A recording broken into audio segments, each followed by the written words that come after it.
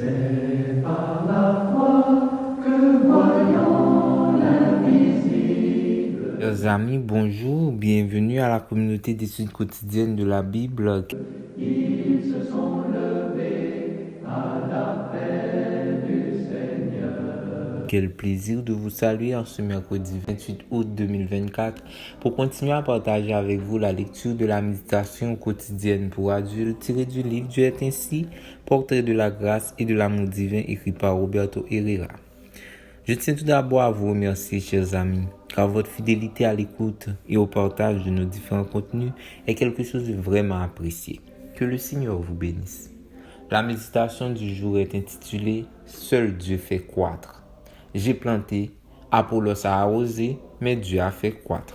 1 Corinthiens 3, verset 6. Dieu seul peut faire l'œuvre de Dieu. Cela paraît si évident, mais parfois nous l'oublions. Même s'il nous donne l'occasion d'accomplir certains ministères dans son œuvre, c'est lui qui fait ce que personne ne peut faire. Il est donc le seul à mériter toute la gloire. Le portrait que fait Paul du Seigneur dans 1 Corinthiens 3, verset 6, encourage, autant chez les individus que dans l'Église, une passion pour Dieu qui le place au centre de notre attention, de nos sentiments et de notre gratitude.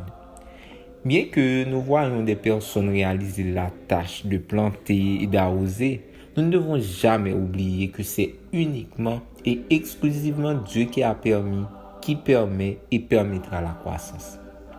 Celui qui plante la bonne semence comme celui qui l'arrose ont le même désir, voir la semence croître. Si Dieu vous donne l'occasion de semer l'évangile sur le terrain des cœurs, n'oubliez pas que la bonne semence vous a été donnée et si Dieu vous donne l'occasion d'arroser le terrain de la foi pour qu'elle donne des fruits, n'oubliez pas que c'est un autre qui a semé et que c'est Dieu qui donne du fruit. Par-dessus tout, c'est Dieu qui fait l'impossible, qui produit la vie, qui mène à la croissance, qui opère en tous la transformation. Pour semer et arroser, il faut la vocation et l'effort humain. Mais pour permettre la croissance, il faut la puissance divine. Tout ce qui est bon, grand, vraiment important dans votre vie vient de Dieu et a été fait par Dieu. Le Seigneur nous appelle à toujours travailler avec lui parce qu'il y a des aspects de son œuvre qu'il ne peut laisser à notre charge. Il ne laisse pas votre vie dépendre du mystère des autres, quel que soit leur dévouement et leur préparation pour son œuvre. Votre croissance spirituelle est entre les mains du Seigneur lui-même. Le salut est une œuvre de Dieu du début jusqu'à la fin. Nous pouvons être totalement sûrs de notre salut en Christ parce qu'il se charge lui-même de le réaliser. Nous, êtres humains, avons le privilège de pouvoir être des collaborateurs de Dieu. Et en tant que tels, nous pouvons semer et arroser dans la vie des autres ce qu'il nous a donné. Mais c'est lui qui a permis et qui permettra la croissance des personnes comme de l'Église. Voulez-vous croître?